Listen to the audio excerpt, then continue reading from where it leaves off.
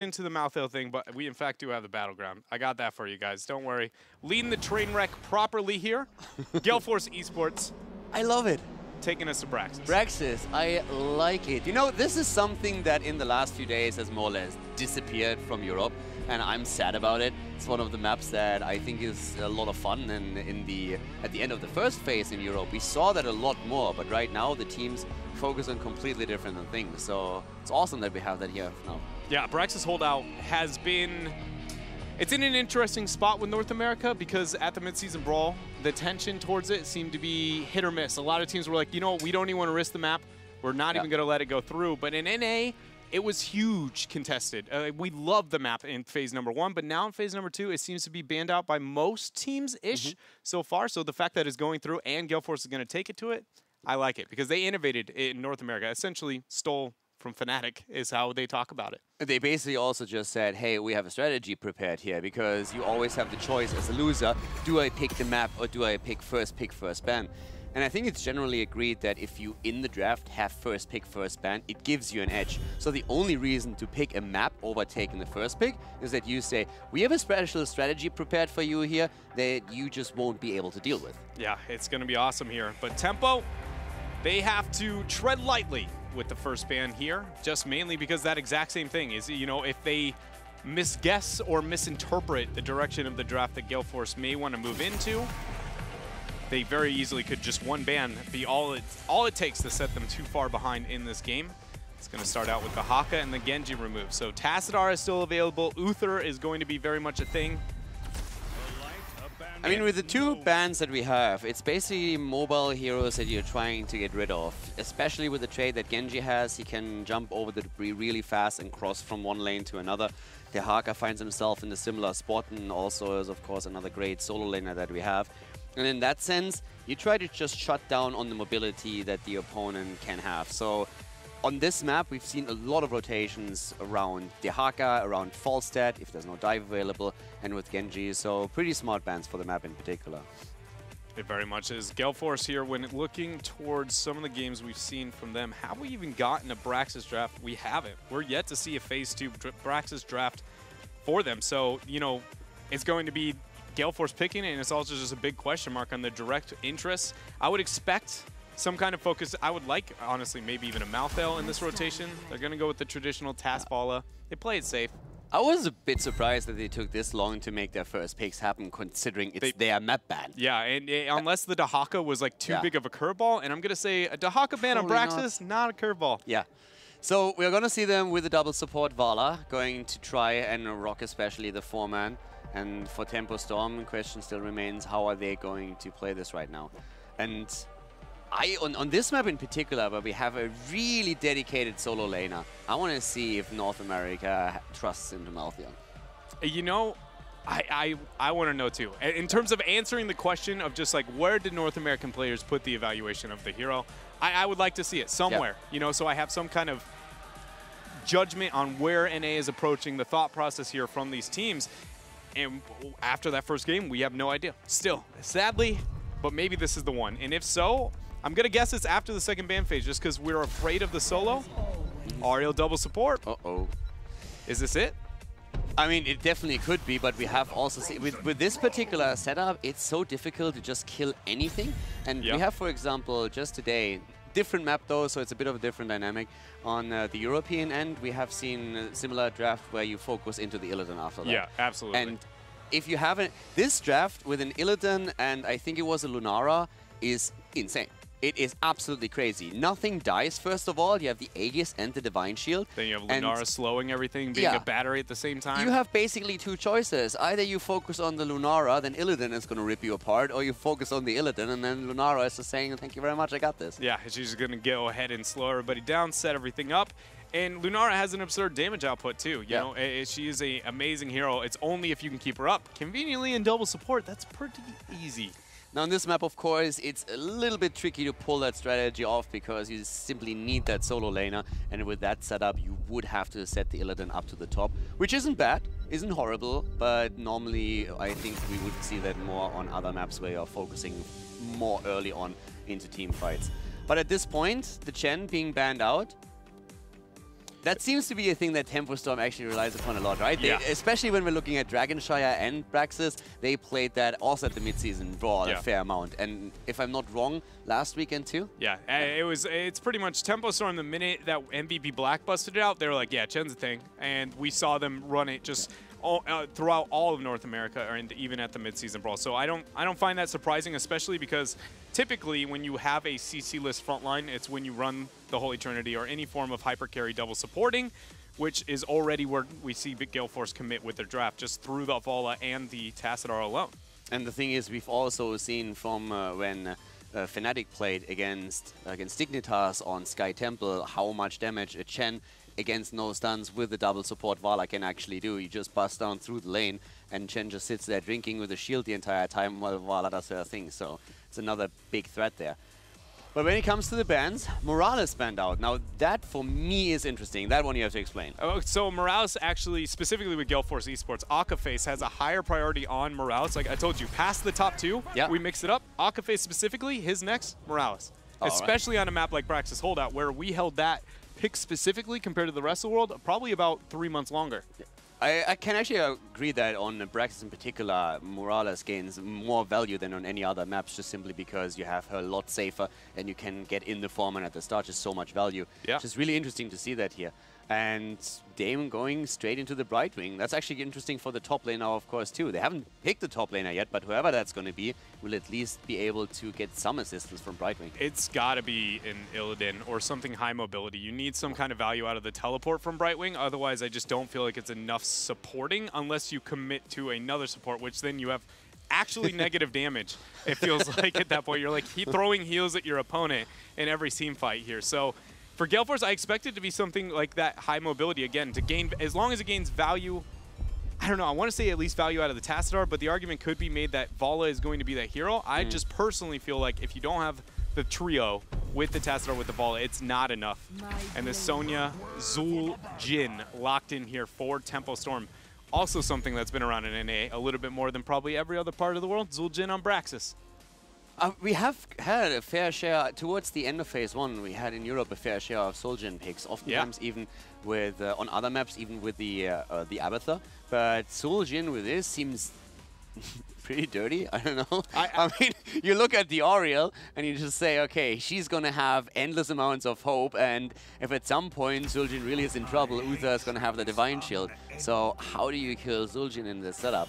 That seems scary. Yeah, I agree with you. It's just another hyper carry on a map where, okay, so we know whenever you have the double support, you need that guy who has just absurd amount of damage output. So then Tempo Storm putting essentially the Zul'jin argument of Braxis going, you want Axe, and having that effectiveness into the 4-man itself is going to be the tool that they use here. My counter argument to it would be, what if, you know, Gale Force just doesn't give them the lane matchup they want? Does you want to actually get that kind of value? And we're going to have to find out, because with the draft that we see out of Gale Force, they don't necessarily have to go with a traditional laning setup. They can go very much swapping and not let that, you know, poke over time to where you want Axe get finished like as early as level 4. I think you also had a lot of 2-3 splits on the map, right? Yes, we have more 3-2, and we play the laning phase of Braxis a lot different than we see in other parts of the world. Yeah, most of the time, if you have a really struggling solo lane, we often commit one of our resources, another laner, to go up there and say, your 4-man doesn't beat our 3 that bad, but our 2 will stop what is typically a very oppressive 1v1. I'm still a bit afraid for Gale Force with this draft, to be quite frank, because first of all, we have Sonya, which traditionally is one of the best heroes you can pick against an Edelden, just because you have that on-point damage and you're just all the time on top of it. And you have the Anubarak as well, so you get the stuns in and you can always pull the Cocoon card, so that seems like a really... It seems like a very strong draft that Tempo Storm is running right now. I completely agree with you. A burden of execution is very much going to be on Gale Force's end. But we have to consider this is Gale Force's map and one of their best maps. So that is going to be the biggest advantage here. We have to figure out if Gale Force has the tools to set it to an even 1-1 score. But we're ready for game number 2 on Braxis Holdout. Jumping into our second game on Braxis Holdout, we have currently, of course, once again, Tempo Storm going up against Gale Force eSports. And to the left, we have Cattle on Sonya, Psalm on Zul'jin, June on the Uther, Fury on Anubarak, and here on Braxis, it is Cotton on Oriel. And in the red here, Gale Force eSports. Mike Udall is going to be on the Illidan. Fan on the Vala. King Caffeine is going to be on the Muradin here. We have Tassadar played by K1 Pro. And last, Akaface on Brightwing. Akaface is probably the most... He's probably most known for his Brightwing because, you know, he played Brightwing before it was cool, when it wasn't cool later. Like, he's just been the Brightwing guy. So now that she's making a rise back, I'm sure he is ecstatic. This is one of the things that I was always wondering. Who is the bigger Brightwing fan, Aka or is it Gilly? I'm going to say Aka. I'm pretty sold. Like, Gilly, you know, she's got the Brightwing hype train, but, I mean, this dude... He like breathes Brightwing, you know what I mean? Gilly just is like, it's a really cool hero. I'm pretty sure he's half Fairy Dragon. I can totally see that, by the way. Both of the teams going absolutely ham on the lanes. We have a 4-1 split for both. And up to the top lane, Mike Udall, thanks to that Illidan, is just wrecking the structures. And so I already want to say that I love this choice for Gale Force, just because of the U1 axe. So the argument for Zul'jin in North America was mainly just because it's one of the few maps you can rely on your 4 vs 4 staying together long enough that you are going to be able to get that talent. And once you get that talent with the scaling, with the auto attack range, he becomes a monster. He is a different hero once that talent's completed. But if you never match the 4 vs 4 and you just go, well, we're going to split push elsewhere and open up the map quickly, suddenly the Zul'jin argument, it's not that it's non-existent, but it's way weaker. It also comes online a lot later. Another thing that I'm really curious about is after Fan was talking to Jingzi the entire time at the mid-season brawl, I want to see how much that rubbed off and what we can expect from his Vala here. I'm expecting it to be amazing, mainly just because Fan, whenever he plays Vala, essentially, especially with the double support, remember he was just like, if you vault backwards, it's a bad vault. Like on this type of like Vala, is you have to be offensive, you have to gain that value. Granted, this is without the Ariel, so it's not as straightforward, but Fan, anytime he can get pressure onto the front line, or as a backliner, he is such a good follow-up to the Warriors. Mike Udall, Detainment Strike, and that's the kill. It was well done by the supports, though. The initial stun by Uther and then Detainment Strike coming through by Cawthon. That was really well done there. He had absolutely no chance once he walked into that trap.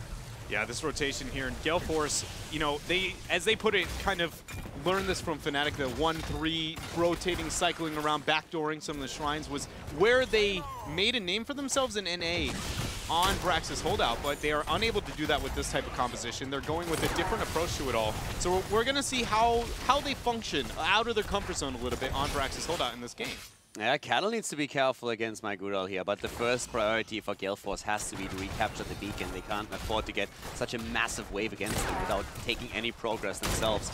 So that top lane here is really starting to chip away, and the bot lane is not going to be anywhere near this fast. Yeah, this is a really interesting laning choice from Gale Force eSports. The fact that you were talking about the 3-2, which is exactly what we see here, but now they're using Muradin as the backdoor, which is the most common hero we see. Muradin and Genji with the high mobility as these like, I'm going to be annoying, I'm going to rotate around the map, and then using the Task Vala, the Brightwing Illidan to be like hey, we're going to pressure into your map. This is, I don't know if I would say it's necessarily the most optimal, but I just love that they have put obvious amount of effort into thinking about what does the laning phase look like, and how can we maximize our composition. Yeah, it's also Furia at this point actually attempting to just anchor the entire composition here as Caffeine is moving in over and over again, trying to steal the beacon away. But in the meantime, the Illidan push at the bot lane with Brightwing, which at first looked a lot slower than what we see up here at the top, is still gaining momentum. Yeah, this is just, the 3-man is beating the 4 right insane. Now. They're just winning every part of the map. So normally, I feel like a lot of people at home would just be like, how does that happen? Like, how do you... Oh, wait a minute here. Nice stun combo. Beautiful Tash Shield. I think he'd agree with the Vault-Out on that one. Fan's going to live. Even Fan would agree, and apparently does. So yeah, vaults out of this one and gets away. Can tap at Muradin, finds himself on the beacon once more. And Gale Force is just destroying structures, and now Illidan can, of course, attempt to take a few camps. Cawthon is waiting down there. We have at the same time still not a level 7 talent for Tempo. Yeah, it's just everything that we see Gale Force doing right now is perfect to be able to deal with what Tempo Storm's drafted, but this is going to be sniffed out. Cattle does very well into the damage into an Illidan. Back in the day when Sonya was a bit more intimidating than she is today, she was very much known to be the Illidan killer due to the fact that Seismic Slam, that's a tough one there, does so much damage onto the Illidan. Evasion doesn't matter. and eventually Mike Udall is tracked down. Tempo does have the kills, but Gale Force again seems to be the one dictating the rotations. Yeah, and they have the structures now, since they still hold that fort up at the top lane. But with the level 7 talents on both sides, we are now really starting to pick up a little bit of momentum. And once again, for Nuburak, we just have a build that is designed to jump the backline here in particular. But the beacon progress is 50-50 right now. Very, very even. And to the top lane, I just wait for Psalm to come online on Soldier. And I feel when we're going into these big team fights and later on, he should have such a huge effect. Yeah, I agree with you, but I'm also concerned that Gale Force has done an effective enough job with not giving the proper forward that, you know, Tempo drafted, expecting, wanting that 4v4 matchup and letting the U1 axe value come in line. Like, I mean, don't get me wrong. Anytime you can watch a full value Taz Dingo go off and he's wailing onto a backline target, Zul'jin's a monster. But that's the problem, is he has to be onto a backliner, he has to be in proper positioning, and the U1 axe not getting the value makes those circumstances significantly less realistic to see. Talking supports just for a second, what would be your priority on Uther, considering you have an Illidan against you? Do you go for the stun and try and lock him down with what you have? Or do you just say, no, we need to make sure that we save Zul'jin? Oriel might not be enough to do that because he's one of the main damage dealers and we need Divine Shield. I would mainly say, like, you do have a hyper carry, so you could argue go into the D-Shield. It depends on what you think your role for your Sonya is. If you are D-Shielding, it should only be for the Sonya, enabling her pick. We're talking about that, getting 2v1 there on bottom. But here up at the top, Fan is in trouble, and Furious actually attempting to go in from the side. They get the kill against Muradin. That happened, but Fan is still able to move out, and K1 Pro always supplying him here with a shield. Yeah, then look at that, man. The value of June is getting there. Trying to put out some harassment onto the team. Mike Udall. There's the stun. He is eating so much damage when his evasion is off. Yeah, I'm surprised that we've seen Gale Force eSports be able to dance around Tempo Storm this effectively and has kept them leading throughout the early stages of this game. But that could change once 10's hit, because a lot of what Gale Force has done is just dancing around their health pools. Suddenly, heavy initiation hits post 10, and it might be a different story. And once you have, oh, there we go, they're going for Fan, and this time he has no chance. Great lockdown here with the stuns, chaining them one after another, and that's the end of Vala. Once again, Caffeine trying to be sneaky here and moving in on the beacon, but that didn't work out. Cattle holding the bot against Maigudal and Aka. The question is really, as you said, after the 10, Nuburak alone can force you to take the fight just by using Cocoon. So it's really tricky to dance around an opponent that has a Nuburak in their setup. On the question you asked before, what do we expect to see on heroics for Uther? If Sonya is going to be getting pressure onto the backline and getting the kill, then I go Divine Shield. If I do not, I go Divine Storm. They have opted into Divine Storm here. We'll see if it gains value. There goes the Taz Dingo. Divine Storm used cleanse is going to be dropped now for Akaface. Aegis is there, but I don't think Psalm's going to be able to make it out. The heals, the double supporting is real, but Fan with the shots over the wall here now is going to be cleaning house. Look at him. He's on the other side of Tempo Storm. Fan completely wrecking them here. And they are going for Fury now as well. The only one getting out of this is Sonya. And that was Fan just playing a brutal game there.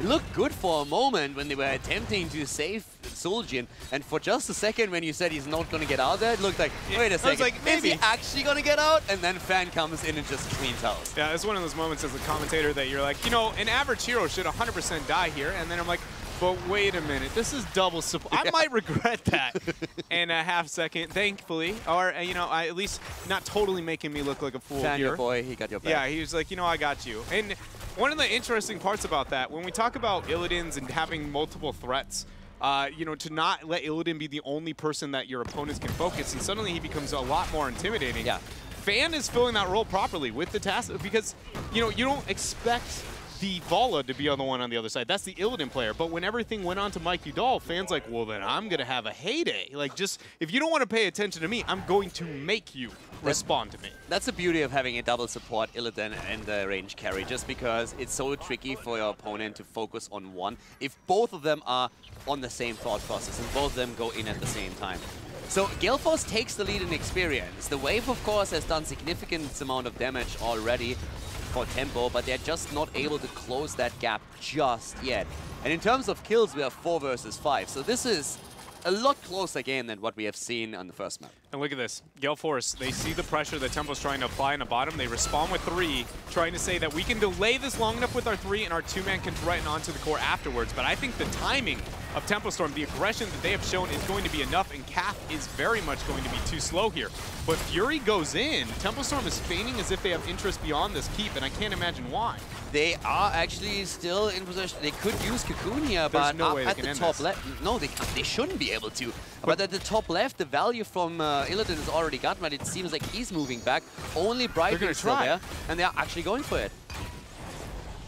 The hunt. The hunt being used. They're going in again. Vala nearly falling. Oh. The Divine Storm barely missing, but Psalm is in trouble. Gets the heal, pops the Dingo and goes for it, but they can't kill anything. Yeah, now Gale Force is looking very thirsty here, straight dashing over there, and now it's a nice disengage coming out from Fan. He's kiting away. Tempo Storm is on full retreat. Look at you, Doll. You can see this is the moment where Illidan becomes a problem, but the double supporting is so real. And they go for it. They're trying to drop Illidan, and they nearly get him. Una might still fall here on the Illidan, but Arcaface goes in and has his back.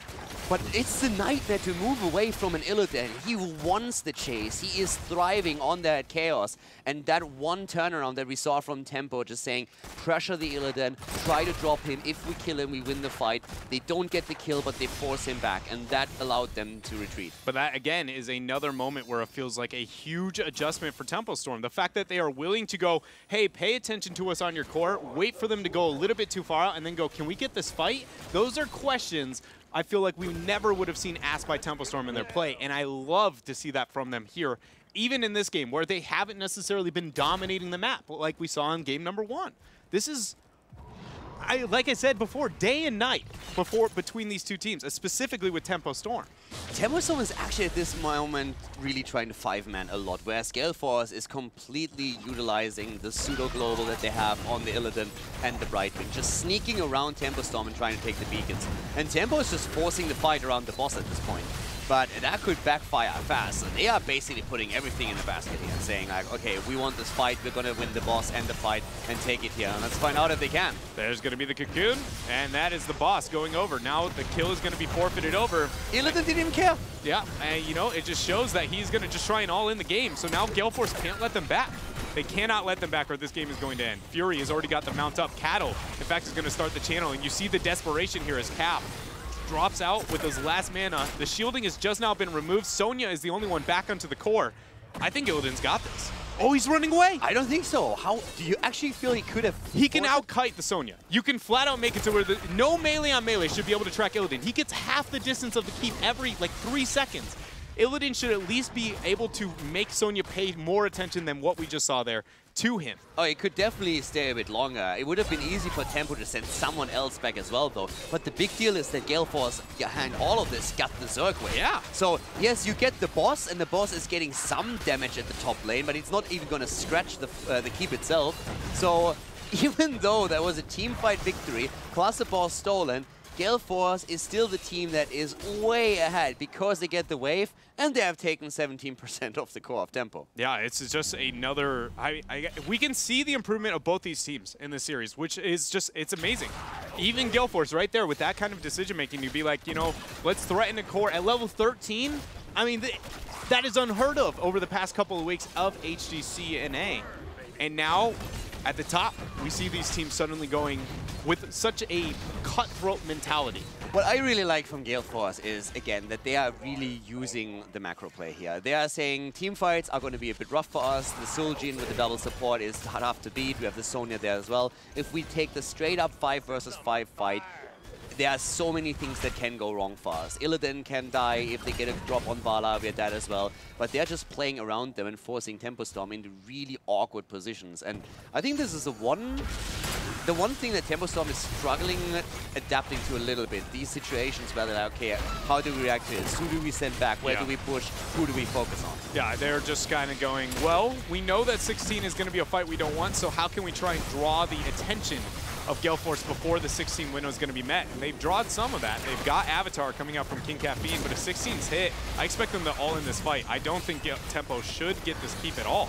Illidan is still far away, though. He's starting to make his way over so that he is in hunt range, but in the meantime, that could already be a kill if he doesn't pay attention. Cattle is low, though. Illidan is going to clean this up. Yeah, he is going to, as long as he gets into the range to drop the hunt. He's not there yet. He's going to move in. There we have him, and he goes immediately for it. He's like, nah, that ain't me, boys. He's immediately out. Now, Gale Force says, this is going to be our fight. The slow is there. The Aegis is forced. Dwarf toss in. That's one. This is going to be two after Zul'jin loses the Taz Dingo. Three, four. My God. They have 4 taken down, and look at the bot lane. The camp is pushing in towards the keep. We have beacons activating. They have so many ways how they can get even further ahead. I don't think they can end off this just yet. The death timers are still too low, but if they just take the 2 beacons, do they feel they're gonna end? They're gonna try. They're gonna try and use the Illidan factor. It's 18 seconds. They could make it work. I'm not sold. Cocoon on 10 seconds. It's gonna be close. It's all about Uther. As long as Uther uses his waits for Benediction Divine Storm. That's the only way they stall this properly. Oh, that is beautiful. He gets all of them, but here comes Cattle now. They still have to use the Cocoon already. 60. They can go in. It's ticking. Killed Illidan. Illidan, he's going down. It's 30-20. There's going to be another pick. Wow, there's no way. Gale Force eSports wipes on the core. Tempo now is going to move out onto the map. We had questions about whether or not Gale Force could end the game there, but that question is removed. There is almost a 100% chance here that Tempo can end this game. They have Sonya. They've got Zul'jin. It's not as risky as the other way around. They could have simply gone for it. They could have taken the 2 beacons, could move through the bot lane, take the keep. And you have double keep taken. You have both. You can even take boss if you want at that point. Well, and boss, then end with a wave. Boss technically wasn't up at the time, but you are correct. Yeah, you get the 100 Zerg Rush and you move with the Zerg Rush through top. That is the safe play. Oh, Gale Force miscalculated. I don't think that's a way. You have a Sonya here and you have the Zul'jin. You have too many tools at this point. This is going to be core for sure. Tempo is just going for it. They want the 2-0. Mike Udall goes in, but this is just way too late. Gale Force loses the game, throws the match that they had nearly won, and Tempo the 2-0 lead in the series. I'm going to be honest, that has got to hurt the mentality here of Gale Force eSports, because if you were going to rely on one map to recover with your mentality after what you experienced on Cursed Hollow, it was going to be Brax's holdout. Then to essentially, you couldn't argue they won it, but they definitely lost it, that game, right? So they were very, very close to be able to secure that win, and now I'm very much looking forward to what they do mentally into Game 3, if they can adjust, or if in fact this new roster collapsed when they got that kind of pressure. The ones they started cleaning everything up with Illidan, first of all, it was absolutely fantastic that he hunted in and immediately moved out, and I was just like, boys, I don't have this yet. We were so like, this is the moment, here's the hunt, and he's like, nope, I'm gone, see ya. So when he re-engaged then finally, they really cleaned all this up, and that really looked like the winning moment right there. We were talking about how Tempo tries to force the fight before the 16 hits, and they never really got it. Then they already lose 1 hero before Illidan jumps in, and then it was, I think, 3 kills in total. Just take the beacons, take the keep, and you have more or less, not a guaranteed victory, but you probably have the best chance of winning that, since at that point you still even hold the talent advantage. And you could argue that the defense could have even be crisper on the core. Illidan got away twice with basically no hit points, where a single hit would have taken him down. So for Gale Force, that must hurt. Yeah, it's a devastating blow, and one that we are going to have to look forward to see if they have the mental strength to be able to come back. But for now, we're going to throw you to commercial break. Stay tuned with more HGC.